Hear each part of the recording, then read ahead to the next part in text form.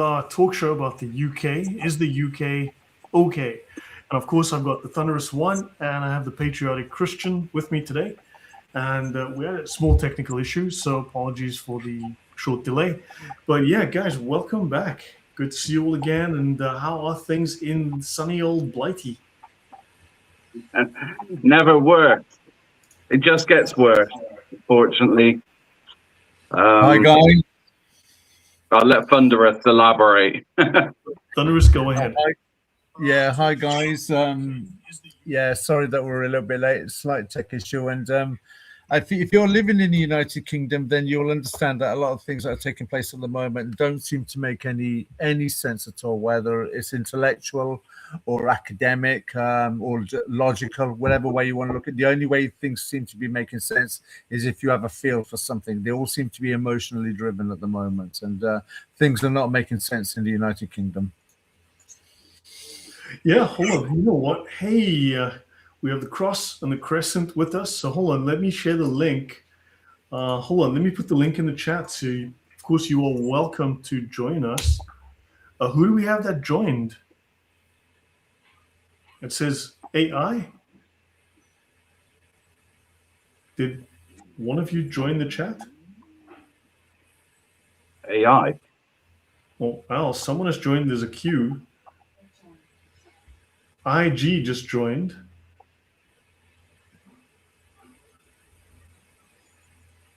Yeah, I'm not having, yeah. Unusual. Yeah, to go on what Thunderous was saying, I mean, the UK at the moment, I mean, I've never known us to be in such a weak position. In fact, our country now is on a level of embarrassment that it never has been in British history. We are being laughed at by absolutely everyone in the world right now, and it is embarrassing.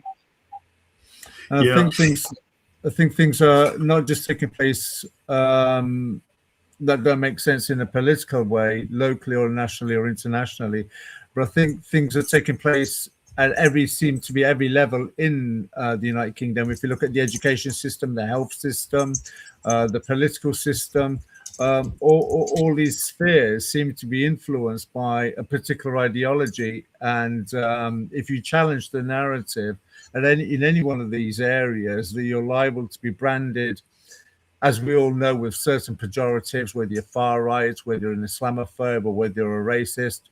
But even schools now are where children are forced into understanding what Islam is, what the 5 pillars of the faith are, what a mosque is, who Muhammad was. Obviously, they'll probably deliberately neglect to tell the children that Muhammad, at the age of 54, had sex with a 9-year-old girl. Those things will be omitted, as we expect. But if you challenge the narrative, the parents are then scourged verbally, locally, as being either Islamophobe or racist. So things seem to be happening not just for people immediately, but instantly, and there seems to be no escape from it at the moment. Right. Eric, I just want to check, Eric the Cafer, is that you in the waiting room? There's someone called Al or someone called AI in the studio waiting room. I just want to confirm that it's you, because the link is for Eric the Cafer, if you'd like to join us. Janice, if you'd like to join us, the link is in the chat as well, because you're in the UK, if you'd like to throw in a few words. And so, yeah, obviously the big news maybe is, of course, the Iraq war. And, of course, the UK, which once had the greatest armada, the greatest navy on earth, the greatest the world had ever seen, is now having difficulty getting out its little rowboat from harbor, and can't seem to send it off to defend UK assets in Cyprus or anywhere for that matter. And, of course, President or Prime Minister Keir Starmer has been, we weren't involved in the war. Please, Muslims in Britain, don't make jihad in us. Don't cause problems. Please, we didn't do nothing. And oh, I'm driving. It's not me, just listening, brother. Okay, cool stuff. Thanks, Eric. Good to hear that. Okay, yeah, please join us. Yeah, let's talk and let's join us. Well, Eric, let's plan something. You're welcome on any time. Yeah, so of course I think it's a great embarrassment, and President Trump has been pretty scathing towards Mr. Starmer. I don't think he has been scathing enough, if I'm honest. I mean, we literally had British soil hit by a drone. So, I mean, if that's not enough for us to, trigger a response militarily, then what is? I mean, we haven't got any other allies apart from America. We're out the European Union, so Europe are not going to back us. China are not going to back us. Russia are not going to back us. So in terms of this special relationship we're supposed to have with Trump and America, we should be there for our allies, especially in terms of Israel as well. That's and with the Khomeini making these the meetings that you've seen on videos that you can see on X, where you can see people chanting, "Death to America, death to England, death to Israel." Yep. We all should be worried here about the tentacles that this ideology has spread out across Europe, in the United Kingdom, in Israel, and the West as a whole. So it is worrying, and we need to put our foot down. I think something worth mentioning, just with what it's just coming to my mind, and I don't want to forget that. I wasn't earlier on today in New York at some kind of march that a guy shouting Allahu Akbar threw an object into the march or the protest and then ran off. And it hasn't been disclosed whether it is an actual bomb that didn't go off or whether it was some kind of scare actually, yes, it was a one of these pipe bombs, but fortunately it didn't explode. Well, there you go. Sleeper cells, and this is what we've got to look forward to. I mean, Iran, we had 20 thwarted attempts on British soil from Iran and their proxies to, create or have a direct terrorist attack on our people on British land. And if that doesn't scare you enough into calling for action, then at least the humanity side of it, where you've seen up to 32,000 people shot, some in their hospital beds, simply for protesting, that should be enough for us to want to get involved as well. I mean, ain't the left or the radical left supposed to be all kind, loving, and humane? I mean, what is this? It's nonsense. Yeah, the thing with the radical left, I was giving consideration to Jesus' words at Matthew 23:15, where Jesus launches a scathing attack on the Pharisees, where he talks about them making proselytes. They proselytize them, and then they make them twice as worthy for Gehenna than they themselves are. And I couldn't help but think with what Lloyd's going to be touching on later on in the discussion, is about when you look at, say, the investment of Qatari money or Arab money in universities and things, it's as though that they are targeting human beings that already have a predisposition towards some kind of strife or enmity or causing chaos or causing friction or even violence. So these people may look like they're left, they may look like they're loving, but it seems to me, in my estimation, that that's not really the case of who these human beings are. The Arab money is tapped into a psyche in these college campuses and such of human beings that seem to have a predisposition towards some kind of anarchy and self-suicide towards themselves and to the country. So it's not that these are the left. They are dressed up as the left, but they are something far, far worse. Wolves in sheep's clothing. You mentioned earlier, Ron, that China won't help you, but of course you will help China because your prime minister gave permission for China to build an amazing super embassy in the heart of London, a meter away from the major fiber cables that carry your major traffic.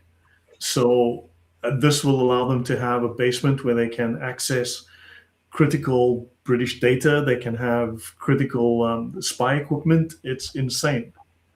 It certainly is. And if the things that are happening that you see on the news doesn't alarm you, the things that, I mean, everything's happening all at once here in the UK. We were hit with the grooming gangs. Before that, it was COVID, the jabs, the lockdowns, so on and so forth. Cost of living crisis, this net zero nonsense. blasphemy laws being brought in through the back door, which is coming out tomorrow, by the way. It will be official as of tomorrow. We've had the right fragmenting and being infiltrated as well. There is so much going on in the United Kingdom right now that, well, the disunited kingdom, I would say, that it no longer represents anything of what, its shadow self. And I'm genuinely concerned now, Lloyd, that we are going to a point now of beyond repair. If we are not careful, we will go past that point.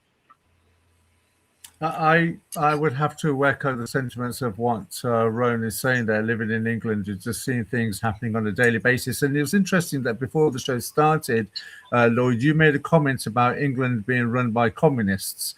And I found it, I don't know if you meant that as a pun, given that tomorrow there'll be the announcement of the government appointing a anti-Muslim czar. Not given any other title but a czar, which is a particularly communist word or title to use. So, I mean, this is yet again another protection being given to a specific ideology, which is already we need protection from them. They don't need protection from us. Yeah, surprising there's no pro-British czar, because it's interesting as well. There was an interesting news interview that I watched with Shabana Mahmood, your Minister for the Interior, or whatever it is, and she was saying she's English, and what's interesting is she's Pakistani. English is an ethnicity, whereas being British, you could say, is a cultural identity or a national identity. But English is like being Indian or being Sri Lankan or being South African or whatever, or being Bangladeshi. Right? She's Pakistani. She's not English. She's British. And I see you've got a divisive English flag behind you there, Rowan. That's actually, I think, a sign of causing conflict, of creating division, and fomenting rebellion in your country. I mean, the English flag, of course, as you know, is a form of hate speech. If you recall, several months ago, we did a discussion about the anti-abortion laws. Where you're praying outside an abortion clinic, you can actually be arrested. But now, is it with? We discussed it. I forget what the circumference is, or the distance. Whether it's 150 meters. If you're displaying something inside your property, and somebody on the way to the abortion clinic can see it, and they perceive it as a distressing, causing situation for them, you can actually be arrested, for displaying such. It might get to the point where somebody like Rowan, who's on the live stream having a discussion, having the flag in his own house in the background could be something that could be branded as a hate crime, because it could be something that causes distress to people in the future. To Muslims, you mean? Will somebody think of the Muslims? Because, I mean, there's discussion of banning dogs in parks, and banning certain breeds of dogs in the UK because it's offensive to a certain group that doesn't like dogs. Yeah, well, going back to the flag. So yesterday and today was talking about the HMS Prince of Wales, and I believe it's the HMS Dragon, or either one of them. They were talking about ships joining the US and Israeli conflict against Iran. This flag was flying in this, and you could see it on the news, and there was no problem. Of course, there's no problem when you want to call people to war. They'll use the flag as a sign of patriotism to encourage people to join. But whenever you want to use it domestically, in your home or socially or culturally, it's branded as a racist flag. Now, going back to this whole argument between who is English and who is British, this is another huge argument that has fragmented the right and centre-right in politics currently. Reform UK they've shown their true colours now, with Nigel Farage saying anyone with a British passport can call themselves British. And you've got the likes of Shabana Mahmood also saying she is English. She is not English. It's a traditional British name, right? Pardon? Yeah, of course. It sounds it, Mohammed. So that's a traditional British name because she's the face of modern Britain, according to Keir Starmer. Well, I mean, if you want to talk statistically on names, yes, Mohammed is the #1 trending name currently, which is, again, it shows the actual damage that is being done to this country in terms of demographic change. As for the dogs, that's one thing I do not believe they will ever be able to get over the line. They will never, ever be able to stop. Try. The thing is, the problem, the moment you decide that you're going to speak up about it, they're going to use that against you as a sign of Islamophobia, of not having respect for brown people. You know how it goes. I think the dog thing is a clever move because if you look at certain principles on how to get things enacted, you tend to go for the weaker ones in the vain hope that the stronger ones are the ones that will be imposed. So going after dogs, which is a traditional British culture, one man and his dog, and a dog is a man's best friend. We have so many phrases and idioms to that. But I do foresee that under other guises that dogs on a leash can be dangerous, and they may bring up past events where dogs have actually had incidents with, say, children or other human beings in public places where there could well be imposed restrictions, but it will be like a backdoor thing. It will be under the guise of dogs being on leashes and causing problems like dog mess and such. But the truth of it, the roots of this, the incoming or possible incoming restriction will be Islamically motivated. Yeah, definitely. I agree. Right. I want to show something while we're here. Few people have I've actually read the Constitution of the Islamic Republic of Iran. I just want to mention something. This is from an article on alhassanain.org. In the 1930s, the political elites in Persia felt that the country was not being treated fairly by the British. So they started seeing in Hitler an alternative to British power. They were impressed by Hitler's success in making the German army the most feared war machine in Europe, and by the initiatives he was taking to transform Germany into an Aryan paradise. So the Persians became convinced, this would be the leaders, of course, that the future belonged to Hitler's Aryan ideology. With the aim of Aryanizing their own society, the Persians tried to purify their language and customs. They tried to resurrect cultural practices from Persia's illustrious past. In March 1935, Prime Minister Reza Shah Pahlavi took the decision to change Persia's name to Iran. The word Iran means land of the Aryans. Isn't that interesting? They were trying to do that in sympathy to Germany. So just thought I'd mention that. So maybe some of these odd, people would have had inspiration that we wouldn't think was necessarily pure. The master race. Sorry, Thunderous? I'm saying the master race, eh? Yep. So there's something very, just something to think about, And also, this is in the Constitution of the Islamic Republic of Iran. This is the opening preamble to the Constitution of the Islamic Republic. And they speak of a religious army. In the formation and equipping of the country's defense forces, attention must be paid to faith, that's Islam, and ideology as basic criteria.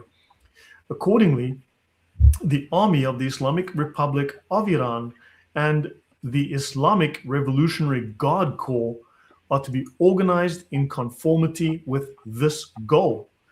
And they will be responsible not only for guarding and preserving the frontiers of this country, but also for fulfilling the ideological mission of jihad in Allah's way.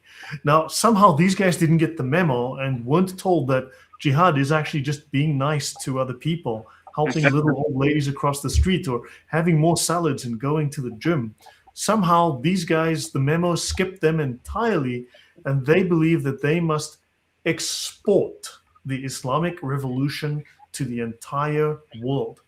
That is, extending the sovereignty of Allah's law throughout the world. In other words, Iran must impose the Sharia on the entire world in accordance with the Quranic verse. Prepare against them whatever force you are able to muster, and strings of horses, striking fear into the enemy of Allah and your enemy and others. Quran 8, 60. That is also the verse that is mentioned on the black flag of jihad, and of course on the Saudi Arabian flag. That's the exact verse. So they all have the same intentions. Your thoughts, guys? Well, for me, starters, I think the jihad is my jihad is going to the gym. My jihad is this. All the soft tone jihad now. I think we've gone beyond that, and I think people in the public, the secular lands, are now seeing beyond this. I think the internet has revealed it for what it really is. But also now the scholars of Islam, or the sheikhs, or the teachers, or the YouTube personalities are now more upfront about it as well. They're speaking quite openly as to what jihad really is. I think one of the reasons why they're doing that is because the internet has revealed jihad for what it is. They don't want to be seen as liars, blatant liars anymore, so they may as well admit it. And now that they've got, say, governments and legal laws, and they've got mayors in America, they've got mayors in this country. I think recently, of all places in this country, they elected a Muslim mayor in Brighton, which is the San Francisco of the United Kingdom. How the heck did they get? And he can barely speak English, this character. But the fact that they're gaining political power in these isolated areas is giving that's okay. Jihad. I am moving to Pakistan. I'm going to become mayor of Islamabad any day now. But you can see what's happening in with the subject that you'll be going on to in a moment, Lloyd, about where things are going in the United Kingdom. But we're seeing a mirror reflection taking place in America as well. I've seen certain images, and maybe people in the chat have seen certain images as well, where in America and in Ireland, in Scotland, in recent months, where the local police force have actually been going into where the immigrants are and into mosques, asking specifically for Muslims to join the police force or to give consideration to joining the police force. Can anybody see what problem we may have if we have Muslim people policing the United Kingdom in certain locations? Partisan police force. Yeah, it would be absolutely dangerous. I mean, we already had a taste of that during the Southport riots, where we seen a Muslim liaison officer telling his Muslim brothers to put their weapons in the mosque. None of them were arrested. I mean, these were, and in fact, that was what actually brought down my previous YouTube channel, was uploading that precise video. 3 strikes for the same video, which goes against our own policies. But anyway, we're talking not just a kitchen knife here or anything like a baseball bat, but full-on swords, daggers, machetes, zombie knives, you name it, it was there. And the mainstream media didn't touch on it. The police didn't say anything about it. There was no announcements. And anyone who tried uploading it on mainstream media like YouTube, on platforms like YouTube and Facebook, they got blocked and had their profiles deactivated. So it goes to show you the force they have already, without doing, actually making them more, hard-line police officers, if you like. There's a guy in the chat, is it Mulhid Al-Islam, who's commented and says, you guys are jealous of the new face of Britain. Don't worry, he's just trolling us. He's fine. Don't worry about him. He's okay. Okay, fair enough. I nearly went into launch mode. I nearly went into belligerent mode. No, that's fair enough. But so just going back to what we're seeing in the United Kingdom, but we're also seeing these things where, as we all know, where Muslims are gaining political power in local government when voting is taking place. We're also seeing things now. If the law goes ahead tomorrow, or the government goes ahead tomorrow, by appointing an anti-Muslim czar, which is basically an Islamophobia law by the back door, then and you're going to have police from the Muslim background. Can anybody see what problem's going to happen if it's going to be perceived Islamophobia or perceived attacking Muslim?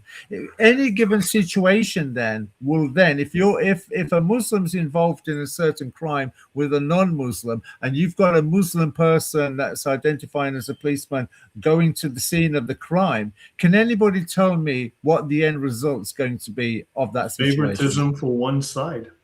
I mean, already it's even with English police people, to use the woke term, they already have favoritism for one side. Clearly, the police are politically partisan for the left to LGBT causes and, of course, to Islam. So, yeah, this is going to be. I mean, there are more Muslims, more British Muslims went to fight for ISIS than there are in the UK army, and there are more Muslims, or almost as many Muslims, on the terror watch list with MI5 than there are in the British army. So the UK has a serious 95% of the people on the terror watch list in the UK are Muslims. And yet, of course, the problem is people like Roan here, who are pale-faced English people with what we call a patriotic complex. Yeah, you could say that. I mean, what it does, I believe, if tomorrow does go ahead, is it will just bring us closer to that level of civic unrest or civil war. People are going to be scared to report things. People are going to be scared to highlight any issues that are taking place, which is what we've seen with the grooming gang scandal. And I believe then this will embolden the Muslim community to do a lot more damage than what they're doing already. This will embolden them to do what they've been planning to do for a very long time. And if anyone wants to say anything against it, they will be, imprisoned, cancelled, lose their jobs. So go on. I was going to say, I didn't mean to interrupt you there, Rowan. I was just going to say, with what you're saying there, I was going to add that you can see the seeds are being sown within certain companies, and certainly in the education system, where children are being indoctrinated almost to inform on what is, like there's an advert recently about a child saying, I forwarded on without realizing a Twitter about how to make a bomb, but it was a white young man. So already creating a fear factor within the children, or the children of the education system already. You can almost see it get to the point where children will be, inculcated with a mindset that, because already the state have a certain amount of control on children anyway. If your child is born with a penis, they can, or say that your child is born XY, they can identify as XX, and the school are under no legal obligation to inform the parents that that's the case, and they have to govern that child now by applying everything within the school to that child's subjective worldview. If you're empowering children in that way, and you're removing the responsibility or authority of the parents in that situation, I would question them, what's the next step in all of this? Are you then going to empower your children to inform on the parents as to what kind of news or programs or commentary your parents are making? Then the child goes back to school and says, well, my daddy or mummy's said this or that about this or that ideology, or that they have this political view, or maybe they associate with these kind of friends. Is that where we're going to now, where children will inform on parents? Well, another issue is that you find routinely, and I've seen people speak up about this, Christian children, Western British children, English children are taken to mosques. They have to wear hijabs, wear niqabs. They've got to pray. They've got to recite the Quran. They've got to recite the prayers. And they do this as a school outing, and everybody's compelled to do it. And there's a problem if you don't go or don't allow your kid to go. And often the kids are told not to tell their parents. How many Muslims are taken to a church? Well, there's hardly any churches left, because they're all being turned into mosques. However, what I will say on that as well is what they do with the parents is they'll send a letter out as well, saying that they're going on a religious educational trip. I've done a video on this In fact, I made a very but then shouldn't they be taking Muslim kids to churches and say, hey, let's pray, let's sing some psalms, let's read from the Bible, let's do a few hymns here and there, let's do a few of these things. So, and what will happen? Those parents are going to be up in arms. There's going to be a riot. But I think this is what they need to do. It's got to be clearly there's a certain favoritism and a strong bias in one direction only. Yeah, definitely. Yeah, I think, and when you analyze all of this as well, it's almost pushing people. If you applied the principle of the Hegelian dialectic, which I'm inclined to think is what's going on here, is that if you want people to go into a certain direction, the likelihood is that they're not inclined to.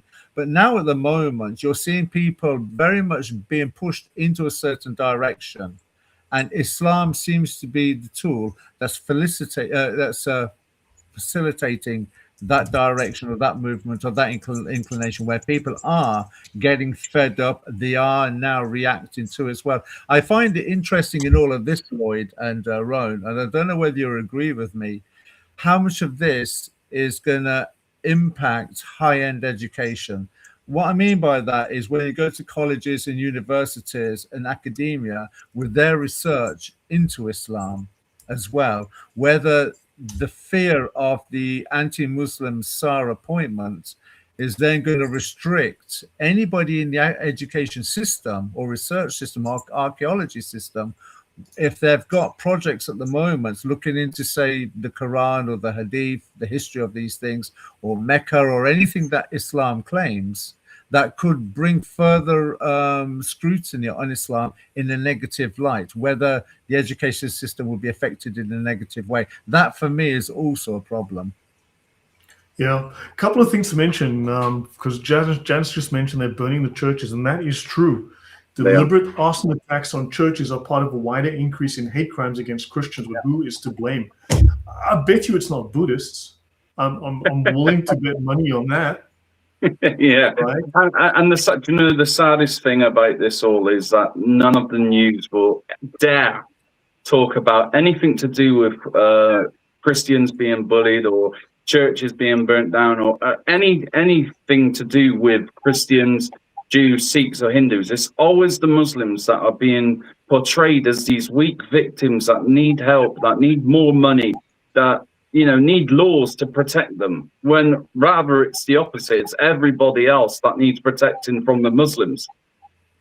When just going as well on what Rowan is saying there, is that when you do find churches are being attacked, and it's kind of obvious who's doing the attack on the churches, but whenever a mosque is attacked, it seems to be anti-Muslim or Islamic phobic attack. But only a day or two later do you find it was actually a Muslim setting fire to the mosque in order to bring some kind of sensationalism. Oh, the far right did this to Muslims. Muslims are being persecuted. Muslims are under attack. We are very scared to walk down the streets. Yeah. Well, so there is something behind the narrative of churches being attacked and burnt, and no one's comment on it. But when we find mosques attacked, you pretty much find it's an internal problem that's causing this situation for Muslims. They made a whole documentary on that one mosque in Southport when it all kicked off after Axel Rudakabana did the atrocious evil acts that he did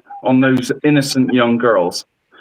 That one mosque was portrayed, and the Muslim community after were portrayed as these heroes, as they were victims, but then they all come together after and they cleaned up the streets. And this is what Britishness is. This is British values, and that we should be more like them. In fact, these are the good guys, and the white working class people who were angry about innocent children being stabbed to death, that they're the problem of society, not the other way around. And they portrayed also.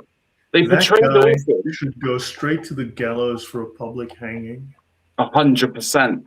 And they portrayed also Axel Rudakabana as a Welsh choir boy. So even when they do talk about Muslims that have committed some acts that are atrocious, they're evil, and they've been sentenced to prison for whatever types of crime it may be, they will always portray them to be something else rather than Muslims or have anything associated with Islam.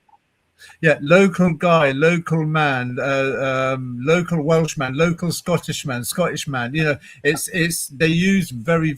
I think one of the clues in all of this is when they think they're being clever with dialogue, with this sort of like double speak. But the fact of the matter is they've given the game away already, that when you know something terrible has happened and they're giving you a very vague description, you already know what the identity is. Because if it was, say, a local white guy from the indigenous population of this country, then they'll tell you who it was. It was John Doe, white guy, lives in this address or lives from this town. You'll know what and they'll probably have a picture of him as well and give you a family history. But from when it's somebody that's not fitting that description, we all know who they're talking about. That is true. I mean, look, one church is burned every week in the UK and France for the last 6 years. That is a lot of churches. That's 350 churches. I mean, what, last 6 years? So wait, that's 50 weeks a year. Worked it out. What, that's 6 years. Sorry, that's 300 churches. Yeah. And this article is from, when was this article written? So it doesn't have it, but that's more than 302 churches between 2018 and 2024. So you can add another 50 to 100 churches on top of that number. That's 400 churches. I just want to say thank you to Jesus Loves You for that donation. Thank you very, very much. We do see it. We do appreciate it. Thank you very much. Really, really do appreciate it. I mean, this is shocking. This is unacceptable. But Lloyd, in fairness, Lloyd, one has to accept the fact that the churches, they've done this to themselves. They've betrayed the local people and they've betrayed the God of the Bible. They've allowed wokeism and atheism and any version of evolution to be taught in the church. They've broken down the community themselves. I've got no sympathy for these churches because they've betrayed the God of the Bible and they've betrayed the people. We've already had on this show, was it last year, where we're showing certain pastors promoting homosexuality, promoting abortion, promoting wokeism, lesbianism, and all these things. Is it any wonder that the local community have said, well, we're looking at the Bible and we're looking at what you're doing. You're nothing to do with the Bible, you know. So but that causes people to fracture and to fend for themselves when they should be rallying around the flag. But that's atheism.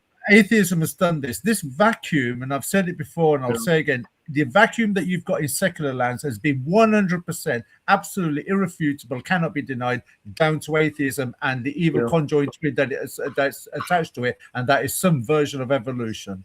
Yeah.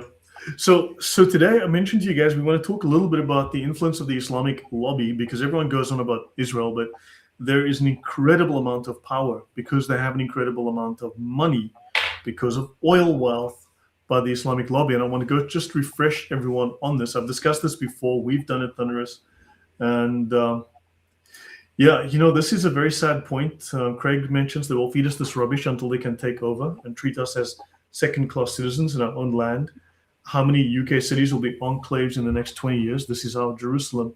And sadly, this is an issue. However, I want you to understand that you, as the English, you still outnumber the foreigners in your country. And if push comes to shove, when those dominoes start to fall, you are the majority. You must understand you have the ability to actually push back because you have the majority control. You've got something to fight for. Right? And just one moment. And then also, these people tend to take over cities. And from a survivability point of view, this actually leaves them very exposed. And this is something that I've read already with war planners who are looking at the civil war scenario in various cities in Europe. This is France, Germany, other places where they are taking over. It's not that hard to cut off a city. You simply cut off food, water, electricity, power, right? Those people are not going to be very happy for very long. Once you cut off the power, once you cut off fresh water, once you cut off food access, because those things, last I checked, are not made in the city. So It's interesting you should say that, Lloyd. It's interesting you should say that because in the 90s, when during the times of the IRA, I'd often think to myself, I understood it from the Islamic point of view because that's what Islam teaches, that you kill people to progress your religious or political point. Whereas what I didn't understand with the IRA was what if you're trying to gain favor, why does killing innocent people make sense? It doesn't. You're just pushing people away. And one of the things I used to say was, why don't they just bomb the M25 or bomb the railway link? That'll stranglehold London, for any kind of political view, and nobody's getting hurt. All you're doing is just wearing people down mentally and emotionally. Now, this is something I've seen war planners and war gamers already discuss, and they're aware of it. And to be honest, these guys aren't going to be doing themselves any favors. And if they start turning into roaming groups, then of course they run into the majority group, which is the English outside of the cities, and they are more vulnerable. Right. So there's pro and con to all of that, but that's a different story. So let's briefly dive into this. We'll jump through this. I don't want to get into too much depth. Remember those. These are fighting words here, but this is about the Islamic lobbyist. So the Islamic lobby undermines all interest. At the time, we were focused on U.S. interests, but this obviously has affected Britain, Germany. This has affected, Belgium, you name it, Holland. This is a problem that is everywhere. France. It influences foreign and domestic policy. My name is Keir Starmer, and I'm scared to join the fight against Iran because the Muslims in my own cities are going to revolt, and I'm terrified, right? So it influences domestic policy. Even when the Muslim Arab states go against it, you can't write it, can you? That we're more Islamic than Saudi Arabia and other Gulf states that are working with America and Israel to attack Iran. It's crazy. Yep, these people want the destruction of Israel, but don't forget, after they take out the Jews, after the Saturday people, they're coming for the Sunday people, which is you. They have spent billions on university-influenced dawah. As we know, you've seen all these pro-Palestinian marches. Now there's the pro-Iranian marches for the mullah. Yeah. You see mosques in the UK having vigils to pray for the Sunnis, having vigils for the Shia Ayatollahs. But Lloyd, we discussed this years ago when I said to you that Islam, what I noticed in 1989 when the fatwa was given to Salman Rushdie, Islam behaves very much like soccer hooligans of the 80s and the 90s in this country. You've got the Chelsea fighting the Millwall fighting West Ham fighting Tottenham fighting, but come in England game, they'll all unite. And this is what happens in Islam. They'll all have their 73 sects, fighting each other, arguing with each other. But if you attack Islam, they'll unite under one banner. And that's pretty much what you're seeing now. And you see the Iranians are celebrating, and everyone else is like, oh my God, no, we've got to do something to defend Iran. You're like, you see the marches for Palestinians who are getting fat and opening restaurants faster than you can count. And when thousands, I spoke to a friend of mine yesterday. He's German. He's got a friend in a town outside of Tehran. And he says internet's been cut off. He hasn't heard from his friend for days now. He doesn't know what's going on. But his friend said, look, these numbers of the number of people being killed by security forces are actually worse than people realize. He said in her town alone, 9,000 people were killed. That's what he said. He said she told him 9,000 people were killed in her town. She showed him photos of the destruction of the people, the bodies. But now he says he hasn't been able to hear from her. She's been cut off. He has no idea what's going on. But there were no marches for the murders of the tens of thousands of people in Iran. No. That goes to what Rowan was saying on. So Rowan hit a point earlier on when he was talking about the mental and mindset of the left, who are supposed to be compassionate. And as you've just said there, Lloyd, about the thousands that have been slaughtered by the IRGC, but nobody seems to be concerned about these innocent people, being killed. But the death of a Muslim leader that ordered or sanctioned the murder of these innocents is having a vigil for him by these people in America and the United Kingdom. And it's not just the pro-Iranians, is it? It's the leftists as well, with the blue rinse people that are all involved in these protests and marches in favor of the IRGC, which hasn't been prescribed yet in the United Kingdom. Yeah, we know the IRGC, the whole plan is to export the Islamic Revolution across the world. Yeah, definitely. That's part of their constitution. Literally, they are a terrorist state that in their constitution says they're going to export their terror worldwide to make you wear a bin bag if you're a woman, and you have to obey the Sharia, just like all the other Muslim men in Iran. So we have a saying, the enemy of my enemy is my friend, but Muslims in their culture, they say, do not let your enemy know he's your enemy. So these people are your enemy, but they don't want you to know. So keep that in mind. This is just something to bear in mind. There's another verse as well where it says, hate them with your hearts, but love them with your lips. So somewhere along that context, and that's in a hadith as well. Yeah, is that the one that says we smile in their faces, but our hearts curse them? Yeah, that's it. Yeah, exactly. And just going on these marches as well, I attended one just days ago where I stood with the Iranians and a couple of Israelis that were celebrating in Bristol, and directly opposite us was Antifa and the left, the radical left, that were pointing at us, calling us Nazis. Now, you could clearly see Jews that were there. You could see Iranians there. They were calling us racist. They were calling us fascist. And this group, Antifa, that call themselves the so-called anti-fascists, pointing at us while supporting a fascist who has just died, mourning a fascist, with a fascist ideology and a fascist regime, pointing the finger at us, calling us fascists. You couldn't write it. The hypocrisy is unbelievable. Absolutely unbelievable. Yeah. So you're going, Thunderous, you were going to say?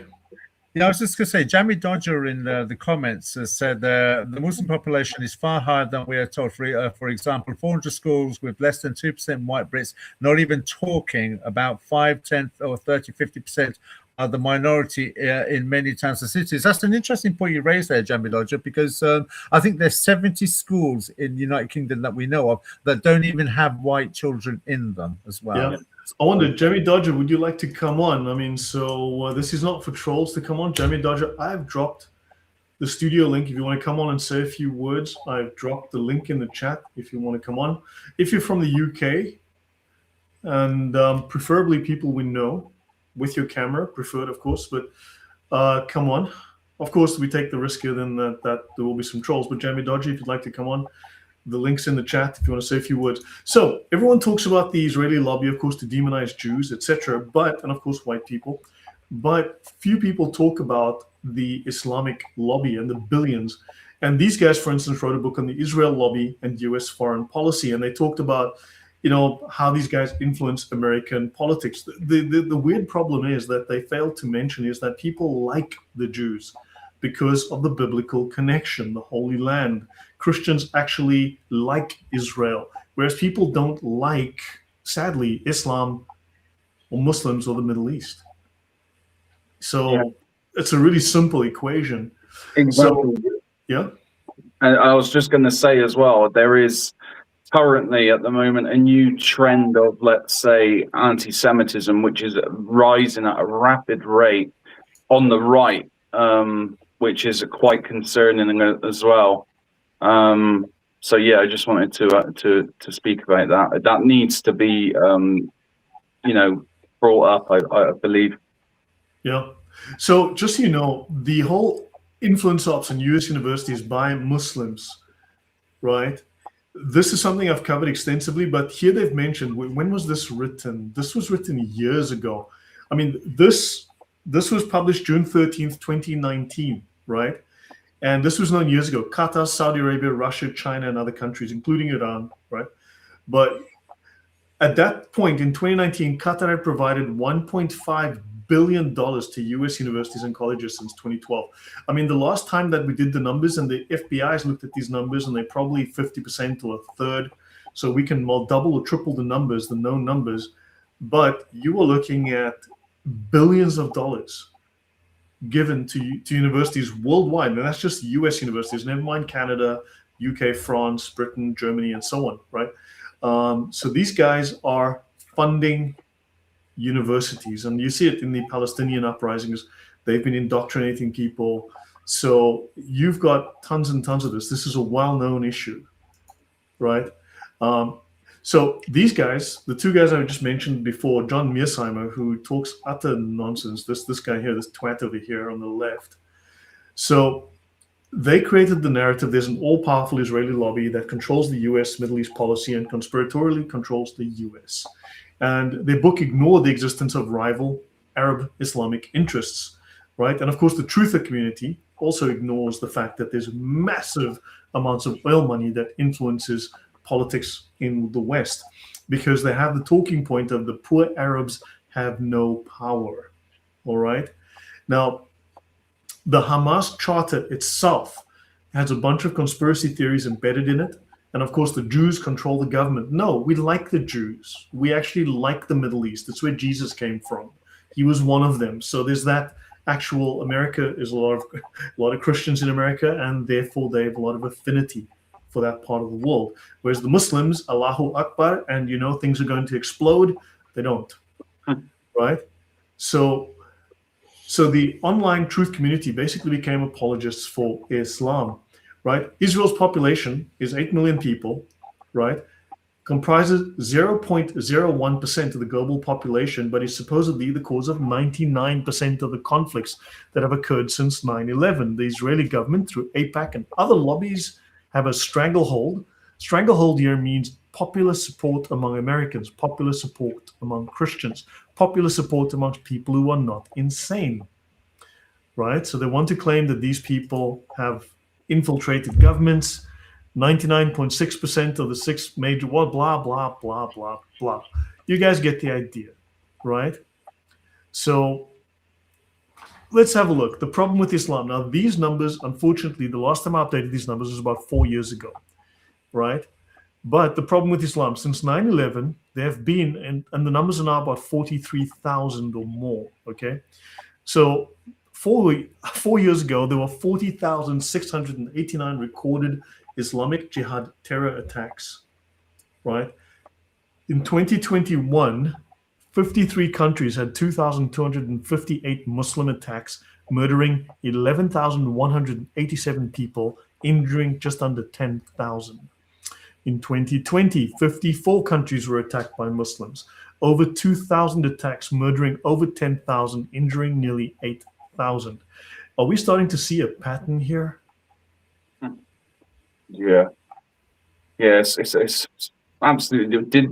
The statistics on the religion of peace, I believe that they've recorded, I think it's 48,000, I believe. I think it's over 48,000 terror attacks since 9/11. It's disgusting. Absolutely disgusting. 2019, 45 countries were attacked. Go on, Thunderous. No, I was just going to say that the Islamic world, or people in your local community, or the people that you get on the bus with, or people that you work with, will deny these things are actually taking place. They will deny these statistics. They will say that they're gross inflations and conflations, misunderstandings are taken out of context, or because it's the Jewish media that are behind the news reports, that somehow the Jews are conflating the figures to get this. But this is not the case. Facts don't care about your feelings. And well, here's an honest question. If you had to hear someone say namaste to you, would you start breaking out in a sweat, or would you go, that's a lovely Buddhist? If someone had to go, if someone had to tell you peace of Christ, would you shit your pants and run down the street? But if you heard Allahu Akbar, would you A, wait for the stabbing, B, wait for the bullets to start flying, or C, wait for the bomb to explode? Oh, three. I would like to ask people in the chat as well, if they work in an office space where, like I work for a bank, And we have obviously people of certain backgrounds, ideologies, and political viewpoints, but we do have a fair selection of Muslims there. And you can tell the Muslims are just sort of like simple people. They just go to work and they go home, because fundamentally, we're all human beings. And some people, they're born into a system, they don't know much about it, and they'll just go about their working life and go home. But then you find that some are in the office space and they're from that Muslim background and they've got pure attitude, just pure attitude about them. And you have to ask yourself the question, when you're in an office space with these people, what is your disposition towards them? Because I'll tell you now, with me, it's pure belligerence. I don't take any of their shit. Yeah. So just so by the way, 2018, you had just under 2,000 attacks in 55 countries, just under 12,000 people murdered, and just under 12,000 people injured. 2017, 2,000 plus attacks in 61 countries, 16,387 known people murdered by these Muslims, and over 14,000 injured. 2016, 2,500 attacks in 59 countries, 21,413 people murdered, 26,730 injured.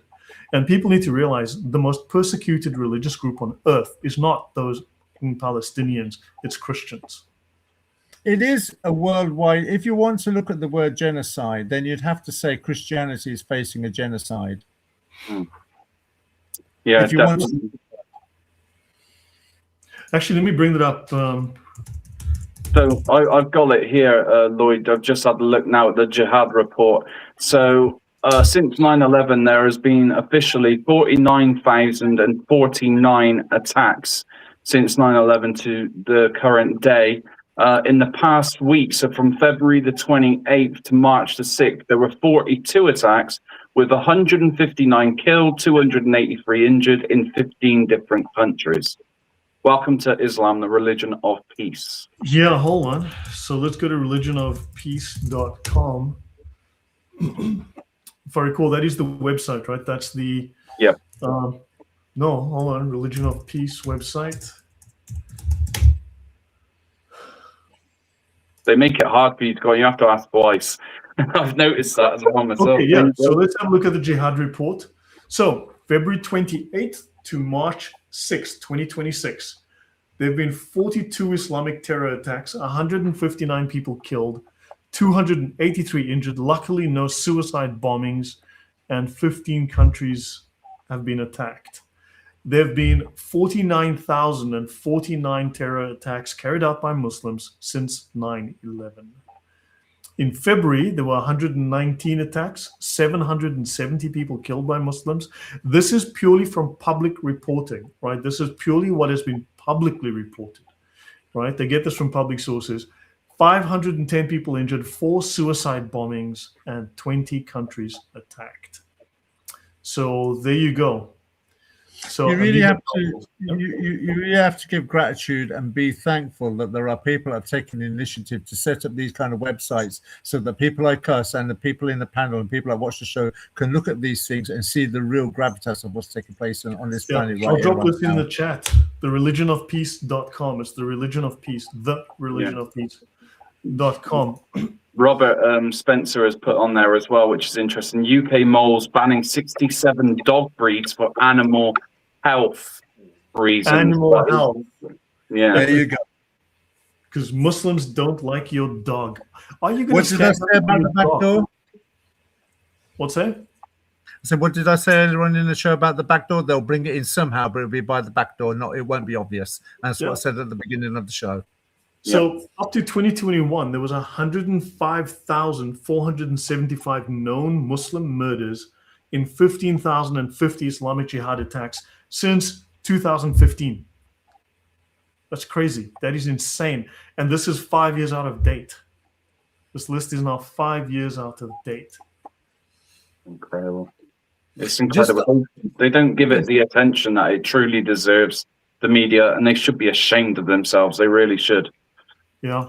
Oh, Art Butler's here again. Yeah. And the interesting thing is, if the media was controlled by the Jews, as the Muslims allege, then these sort of things would be in the news. That's the irony. They would be in the news. It'd be everywhere. Yeah, Yep. exactly. So the Arab lobby operates unseen. There's no public visible HQ like APAC. Operates by stealth, is barely known to the public, and is not discussed. So James Zogby wrote in 1982, there is no Arab lobby. So the standard approach by Muslims and their supporters and enablers and people in Western media since the 80s here is there is no. James Zogby runs one of the largest polling companies in the world, very influential in politics, and he said there's no Arab lobby, right? DePaul University political science professor Khalil Marar contacted Arab American organizations for interviews for research on the Arab lobby, was told there is no Arab lobby in Washington, D.C., right? So there is no Arab lobby. But remember, there's no Arab lobby, you see. But so it's all this money that is being used. Well, it's not happening. Don't believe your lying eyes. But the Arab lobby is older than the Israeli lobby. The Arab National League of America was founded in the 1930s before Israel even existed. Right? In 1951, King Saud of Saudi Arabia asked US officials to finance a pro-Arab lobby to counter the pro-Israel lobby. Right? And the CIA obliged him because oil money. So James Zogby, this is at the American University in Cairo. He's the founder, president of the Arab American Institute and the author of Arab Voices. So he wants to nurture and encourage the direct participation of Arab Americans in political and civil life in the United States. That was his aim and goal. But he's saying we have no lobby. The man's whole mission outside of his polling business is to encourage Muslim participation in American politics, but we're not involved in American politics. The maths is not mathing here. Incredible.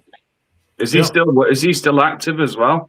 I don't think so. He's probably not even alive now. I don't know. Someone can check. So they represent the policy and community interests of Arab Americans, say Muslims. Okay, let's just say Muslims. They promote Arab American participation in the U.S. electoral system. Think New York, Muslim mayor, right, as voters and as candidates. And so, but yeah, I think you get the idea. He's the senior advisor of the polling firm Zogby International. Okay, he wrote a weekly column that appeared in 20 Arab newspapers, but he's got no influence. And host of a weekly call-in discussion program, Viewpoint, on Abu Dhabi television in the UAE. A member of the Council on Foreign Relations and the Democratic National Committee. But there is no Arab lobby. There is nobody pushing for Arab interests, at least in the US, except for one guy and there are many that are pushing for Arab interests, Muslim interests. Any thoughts from you guys? I would say I'm not surprised, but it's just more that you can take from it, don't you? I mean, it's just the cream on top of the coffee that's been made. You can take what you want from it, but people do need to wake up and actually start smelling this, because it's disgusting, absolutely disgusting. The influence that is being forced upon countries, especially Western countries, by the ideology of Islam or Arabs, whatever you want to call it, is far more dangerous than this so-called Israel lobby that people like to bring up all the time, blame the Jews all the time. This whole idea is just pathetic. And he was promoting the Palestine human rights nonsense back in the 70s here, back in the 70s. Also, he was pushing for Islamophobia, executive director of the American Arab Anti-Discrimination, Anti-Islamophobia Committee. Oh my golly, this guy's been at it for decades. So he runs an Arab lobbying institute, but he claims there is no Arab lobby, there's no Arab lobbying, and the guy is promoting Palestine and Islamophobia. They must most definitely have links with the Muslim Brotherhood, because obviously the term that was coined, which was Islamophobia, would come from the Muslim Brotherhood, which is being used clearly to silence those who wish to criticize Islam or anything to do with Muslims. Yeah, and he's on the cover of DC Insider, right? And he's telling us there is no Arab lobby, there's no Arab influence, just so we know. And by bizarre coincidence, we're seeing in many secular lands, predominantly in the United Kingdom and in America, where you're finding people from a Muslim background gaining political traction, and it's not happening, say, once every generation, or maybe 2 or 3 people every generation. We're seeing it simultaneously, all of a sudden, happening at the same time. When you consider Yusuf in Scotland, when you consider Shabana Mahmood, Sadiq Khan, Zidani in the United States, and you've got the Somalian woman in the United States as well. These are the ones that have got predominantly because of one issue or another, but they've all appeared within, say, the last 5 years. And there are other Muslims that could be mentioned as well. Sure. Zahari is another one. The list goes on, but it's all within the last 5 years. These names have come up. And I don't see that being a coincidence. And of course, people ignore the role of Arab oil money. Now we know that the Arab oil lobby, we might call it, is older than the Israeli lobby by nearly 18 years. It started with the Arab National League of America in the 1930s. Why does no one talk about that? In 1951, King Saud of Saudi Arabia, we've mentioned that, the Arab lobby is a group of 21 Islamic states plus Palestine. And don't forget, they are the largest voting bloc in the UN, the OIC. I think it's 51 countries. Then they are Saudi-led and dominated, represented in the US by oil interests, defense contractors, and corporations with commercial interests in Saudi Arabia, right, and 21 markets. Now, the Pentagon, obviously weapon sales to protect US interests against Iran and the former Soviet threat. So there's a lot of interest from the US to prop them up for stability in the region. And of course, they need to make sales in the US to lower unit costs and extend production life. So that's another source of income for the US. And then you have to look at the Palestinian question. Lobbying on behalf of the Palestinians, or they're lobbying against Israel, because let's look at the Palestinians. Let's look at these. Let's zoom in here to the Palestinians.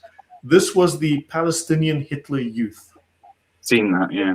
Before, yes, it's crazy. Right, and you can see the words Palestina and Palestina here. This is the Palestinian Hitler Youth. These are your Palestinian Nazis. This is the Grand Mufti of Palestine, and I think this is Himmler, head of the SS. Oops, sorry. Let's go back here. You can see him. These guys were great friends. This is the Grand Mufti of Jerusalem. These are Palestinians, Hamas supporters. Sorry about that. I just went again too far. You can see there's a guy called Hitler, who's great friends with the Palestinian Mufti. And also, you know what? People go, do you know that the Americans, after World War II, they took the Nazis in Operation Paperclip. They took 153 Germans and they took them to the US, 153. Do people know how many Germans are known to have moved to Egypt? How many Nazis escaped to Egypt? About at least 6,000.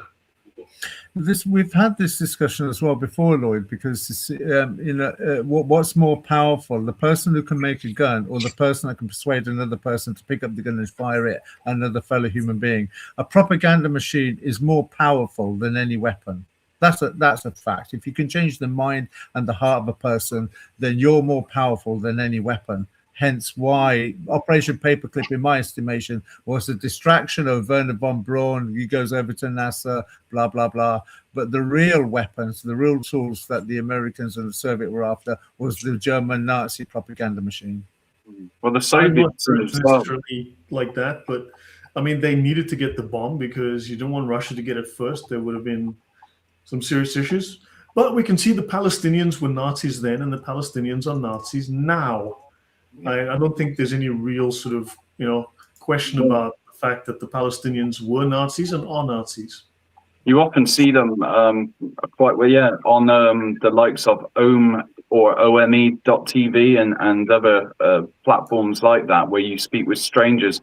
They come on, and if there's a Jew on the other side, they'll start saying, "Hail Hitler." They do it at protests as well. Some that are bold enough, if there's no police nearby, they will say, like, they love Hitler or do the Nazi salute, and they have no problems doing that. The left will never call them out on it. Of course they won't. Whilst pointing the finger at everyone else, calling them a Nazi. Yeah. But it's absolutely incredible how much they have infiltrated not just the education system, but the whole establishment in all areas. They have infiltrated every sector, which was the plan by the Muslim Brotherhood, and they're 50 years into it. But let's also remember as well what Yuri Bezmenov warned us of back in 1983, in the 80s, when he said the exact same thing. The propaganda machine is what will destroy Western civilization. Yeah, demoralize people, and that's what I'm saying. They're pushing. When at the beginning, Yuri Bezmenov talks about the demoralization of the indigenous of a certain country. That's the best tool to have, and you do it via propaganda, which goes back to what I was saying earlier on, that people are being pushed into a direction they wouldn't willingly go there, but they are now being forced into taking certain decisions that they would never have done, and the tool that's being used in order to do that is Islam. I just want to go to a comment, if I may, with somebody that put a comment in the chat, Chopper2204, who says the best way to counter is through quoting their own text to avoid the Stasi. So education is essential. The problem you have with that, Chopper, is that anybody now, when they challenge Islam, they're only doing it with the text. They're not using insults, they're not using slurs, they're not using pejoratives or ad hominems. We are quoting the sources. That's the problem that Muslims have, because we know what the Quran teaches, and we know what the Hadith teach, and we know what the tafsirs have said with reference to the text. So the issue isn't the pejoratives as such. The issue is it's actually quoting the sources, and quoting the sources can actually get you in a lot more problems now. Yeah, but you know what? Social media is where this fight's being won. Everyone knows the news is lying to them. And it's, you can see the dissent is growing. I mean, you know what's crazy? The Labour Party, no, the Green Party ad that was in Urdu. That was insane. And the Spencer. But there's no colonization happening in the UK. Well, you say that, Lloyd. Didn't Shabana Mahmood turn around and say something like in the past few days, Rowan, you may want to correct me on this, that they're going to be offering £10,000 or £40,000 to people to go back to their countries of origin. Now, the irony is, as soon as I heard that, I thought to myself, well, shall I just get on a boat and come over and I'll pick up my £40,000 as well? All you're doing... I'm on the next boat over tomorrow morning, guys. All you're doing with that is inviting. That's more of an invite for people to come over because they've now got an incentive to do so. And how are you going to do the checks? I mean, one person could come over 3 or 4 times to keep picking up a check for, say, £10,000 or £40,000 or whatever the fee may be. And then you have to look at the countries that have been included or excluded. I haven't done the research. I only picked up on this only a couple of days ago, and there's so much going on. You can't research everything. But it wouldn't surprise me, Shabana Mahmood being a Pakistani, if Pakistan is not on the exemptions list from that for those funds to be paid out. Yeah, it's actually not, and because I've looked at the papers as exactly the same as Pakistan is not on the list, neither to talk about deporting illegals back to their country or putting kind of tariffs or blocking visas, if you like. They have picked certain countries, but not the Islamic ones or the extreme hardline Islamic ones that we would pick if you ask the British people. But yeah, the £40,000. So it's £10,000 per head. However, if you are in a family of 4, it can be up to £40,000. It don't go more, but it's an extreme. Don't worry, Rowan. It's incredible. It comes out of your taxes, so don't worry. You're paying taxes for a good cause. But the thing is, if they're throwing their paperwork, how do you know the family members anyway? It'll only be just a mere claim, because you could never effectively prove what is and what isn't a family.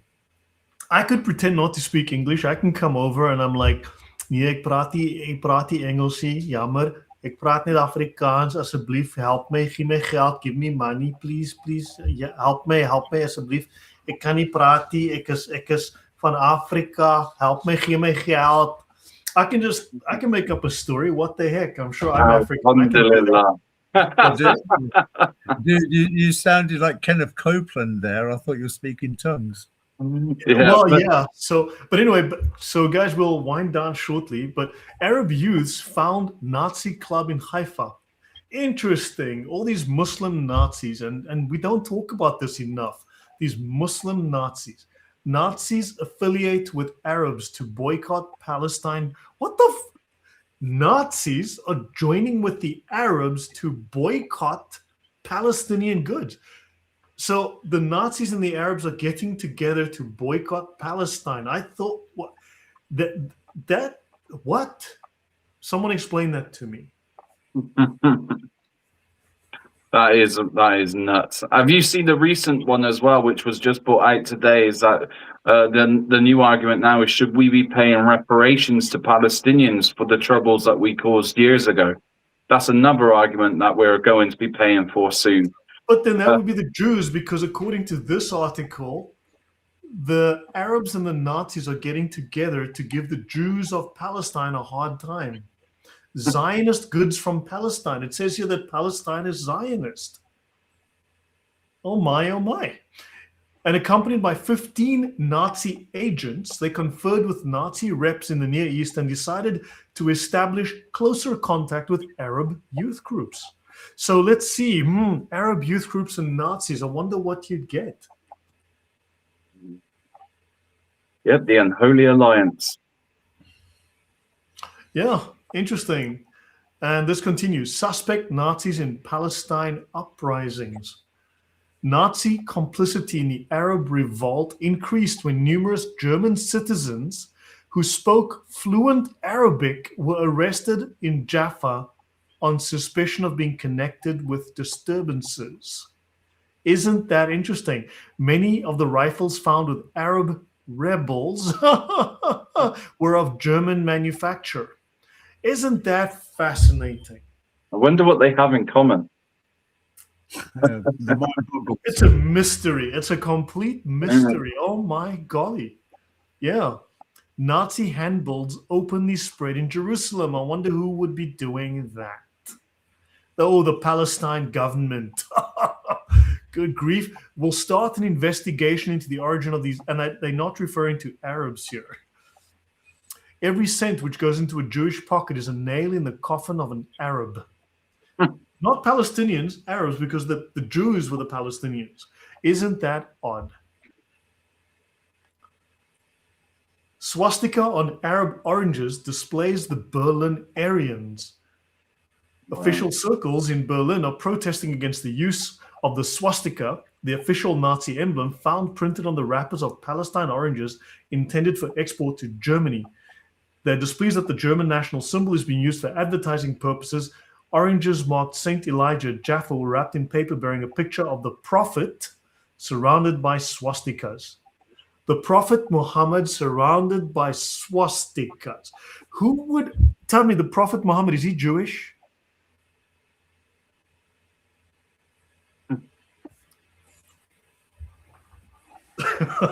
So your thoughts, guys. The Prophet Muhammad surrounded by swastikas, exported by an Arab firm.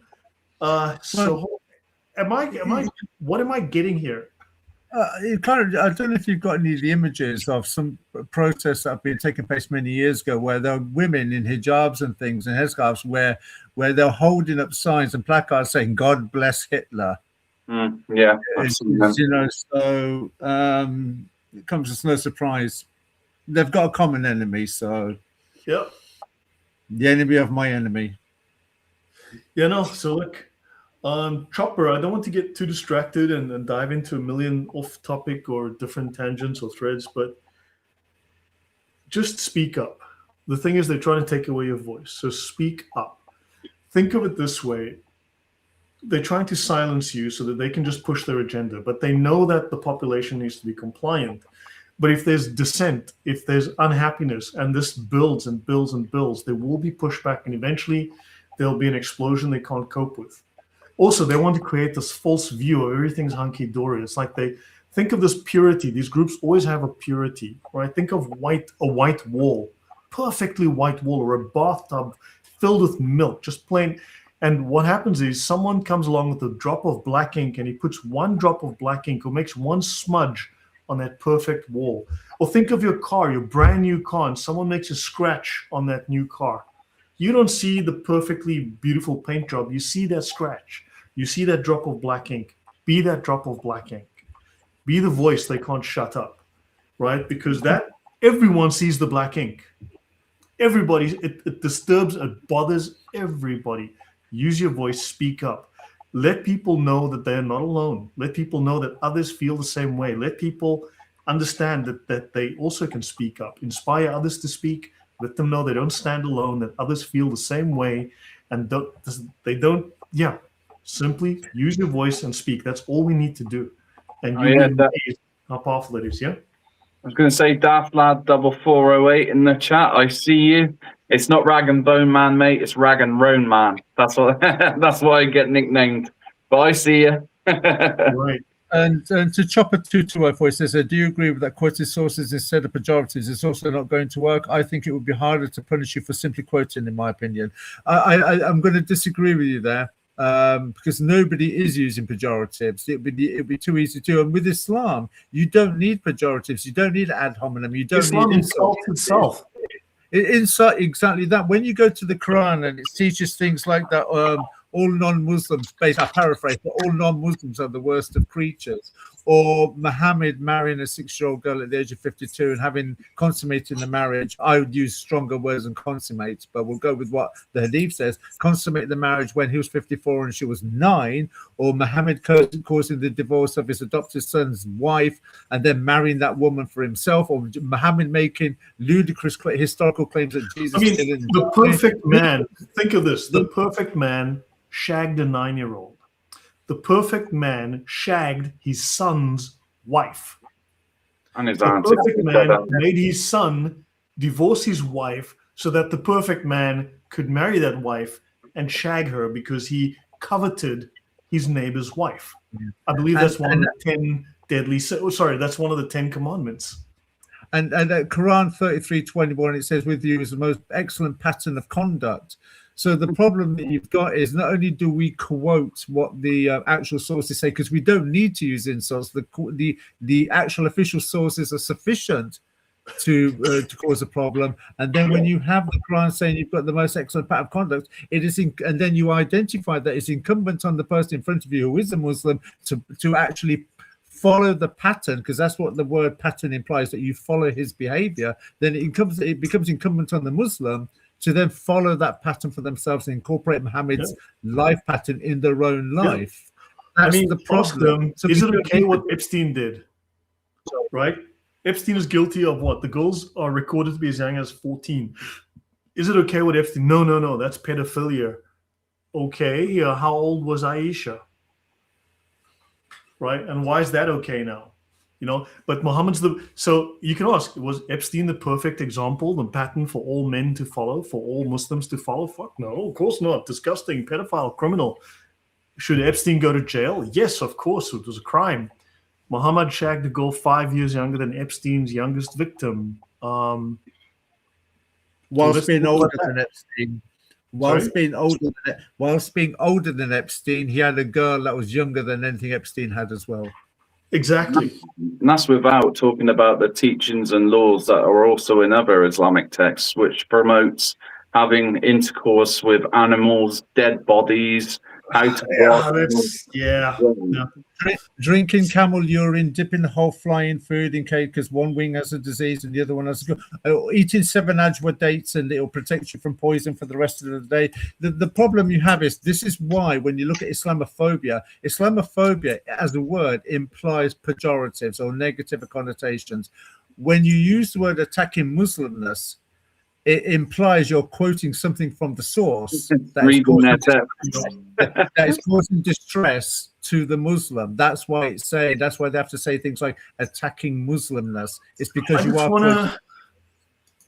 I just want to show one thing, Bugger. This is ask your Muslim friends why, if you read the Epstein files, Mr. Jeffrey Epstein was sent, and I've covered this extensively on my channel multiple times. I'm not going to go into all of it now. Why was Mr. Jeffrey Epstein sent 3 pieces of the Muslim Kaaba, the holiest place, the holiest relic in all of Islam, in Mecca, right? Why was Mr. Jeffrey Epstein sent pieces of the Kaaba from the outside? And this is the Kiswa cloth that covers the Kaaba. He was sent a piece of that cloth. And also in the emails, it says we are sending 3 pieces of the Kaaba for Jeffrey Epstein's mosque. So, of course, to show off to his Muslim friends that he invited onto the island, and also make it more inclusive for them, I would say. Make them feel at home. So, of course, here you go. I mean, so once you start looking at all of these things, you have to start wondering, why would Jeffrey Epstein have a mosque? So why would Jeffrey Epstein have a mosque on his island? Because apparently it was a mosque. And it was shaped like the Dome of the Rock. And, of course, here's him in the Kiswa cloth. And if you read the emails, you'll look for Kaaba in the Epstein files, the word Kaaba, Kaaba in the Epstein files, and you'll find the emails we're sending you, the pieces of the Kaaba for your mosque. Yep. So, yeah, just ask your friends. Really shows he had more than one Muslim there at a time, because, of course, you'd have to have an imam leading the prayers. So he must have had clerics there. He must have had leaders of faith there. Plus your regular Muslims as well. So there must have been a lot of Arab influence coming out of Epstein Island and going to Epstein Island. Oh, yeah. So there's questions we need to ask. So did he say, okay, so Catherine says Epstein sold Little St. James to a UAE Sultan dude. So guys, shall we, tell you what, shall we come back to this in like 2 weeks? What do you guys think? 2 or 3 weeks? Come back to this? Definitely, and I would like to ask as well if we could actually do one stream in the future. It doesn't have to be, soon, but anytime in the future where we can discuss some of the most controversial Islamic texts that are out there and actually shine a light on what Islam actually is and some of the texts within it. If you can plan that, then we can do that. Yeah, Thunderous, what are your thoughts? Shall we convene again in, say, 2 weeks and go further through this, my little PowerPoint here, and talk more about these topics? Yeah, I'm up for that, as long as the people in the chat are up for it as well. Yeah. So, guys, hopefully you've learned something useful. Hopefully you've seen that maybe the history can do with a little bit of work. There's a lot more Islamic Nazism and other issues than we are aware of. And we're going to dig in the future, in the near future, we'll dig very deeply into the massive influence that these Muslims have on politics worldwide. We'll focus on the UK and the US, but you're going to see that these people have vast amounts of money, and they are using it to benefit the Islamic cause. So, yeah, this is of great concern.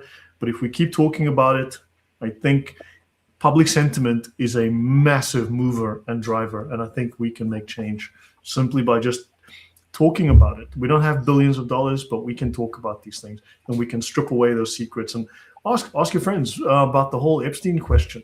You know, what mosque did he have in his island that he was sent pieces of the Kaaba for?